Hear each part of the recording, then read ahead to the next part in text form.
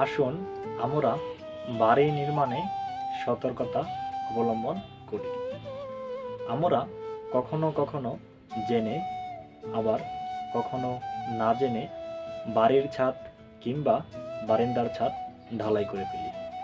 সেটি কতটুকু সঠিক তা আমরা জানি না, এবং ছাদের পুরুত্ব কত ইঞ্চি দেওয়া সঠিক তাও আমরা জানি না।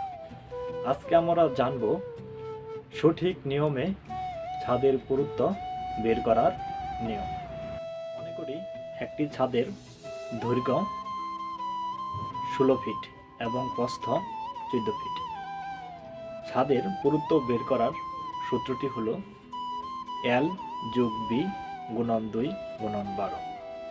L হলো দৈর্ঘ্য, B হলো প্রস্থ, 2 হলো দুই পাশের দুইটা বৃত্ত, 12 হলো ফিট থেকে ইঞ্চিতে কনভার্ট করার জন্য, ডিভাইডেড বাই 180। L সমান 16 ফিট যোগ B সমান 14 ফিট গুণ 2 গুণন 12 ডিভাইডেড বাই 180। 16 যোগ 14 সমান সমান 30 গুণ 2 গুণন 12 ডিভাইডেড বাই 180।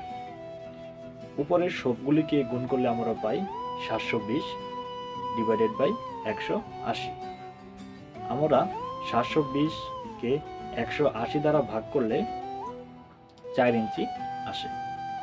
অতএব 16 ফিট দৈর্ঘ্য, প্রস্থ 14 ফিট একটি ছাদের সর্বনিম্ন 4 ইঞ্চি ঢালাই দিতে হবে ছাদের পুরুত্ব।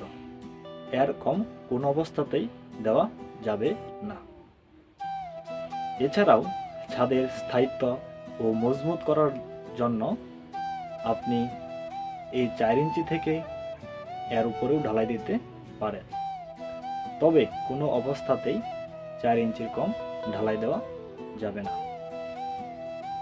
এভাবে আপনি যে কোনো মাপের ছাদের পুরুত্ব বের করতে পারবেন, দৈর্ঘ্য ও প্রস্থ জানা থাকলে। ভিডিওটি দেখার জন্য ধন্যবাদ।